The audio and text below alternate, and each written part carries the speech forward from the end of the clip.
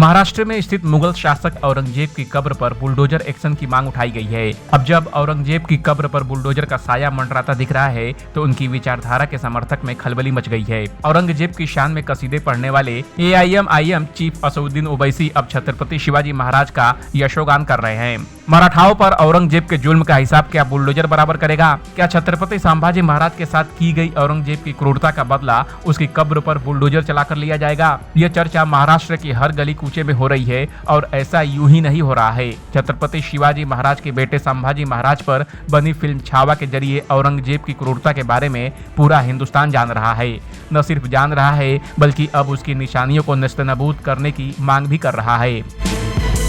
भाजपा विधायक टी राजा सिंह ने कहा, जिसने मेरे संभाजी को तड़पा तड़पा कर मारा, हमारे संभाजी नगर में उस औरंगजेब की कब्र क्यों अब तक बची हुई है? देवेंद्र फडणवीस जी, मुझे अच्छे से याद है कि आपने कहा था कि उस समय औरंगजेब की कब्र पर बुलडोजर चलाया जाएगा। अब वो समय आ गया है कि महाराष्ट्र ही नहीं, भारत के हिंदू की डिमांड है कि अब औरंगजेब की कब्र पर बुलडोजर जल्द से जल्द चलाया जाए।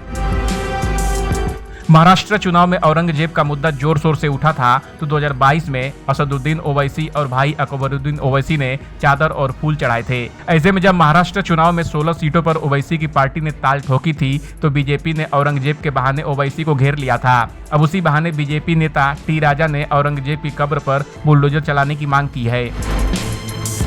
जिस जगह पर औरंगजेब की कब्र बनी है, पहले उस शहर का नाम भी औरंगाबाद हुआ करता था, जिसे बाद में बदलकर संभाजी नगर कर दिया गया। अब जब औरंगजेब की कब्र पर बुलडोजर चलाने की मांग होने लगी तो उसके चाहने वालों में खलबली मच गई। औरंगजेब का गुणगान करने वाले ओवैसी जैसे सियासतदान अब शिवाजी का यशोगान कर रहे हैं। हैदराबाद से सांसद असदुद्दीन ओवैसी ने कहा कि हमारे मराठा भाइयों से मैं कहना चाहता हूं कि छत्रपति शिवाजी महाराज की असदुद्दीन ओवैसी बहुत इज्जत करता है और इंशाअल्लाह ताला करता रहेगा। क्यों करता था? क्योंकि छत्रपति शिवाजी महाराज मुसलमानों के खिलाफ नहीं थे। ये बीजेपी का झूठ प्रोपेगेंडा है। ओवैसी की जुबान छत्रपति शिवाजी महाराज को लेकर यूं ही शहद नहीं टपका रही है, इसके पीछे चुनावी फायदे की आस है। दरअसल महाराष्ट्र में निकाय चुनाव होने वाले हैं जिसमें ओवैसी की पार्टी भी किस्मत आजमा रही है। लिहाजा मराठा मतदाताओं को साधकर ओवैसी अपने उम्मीदवारों के लिए वोट की फसल काटने की फिराक में है।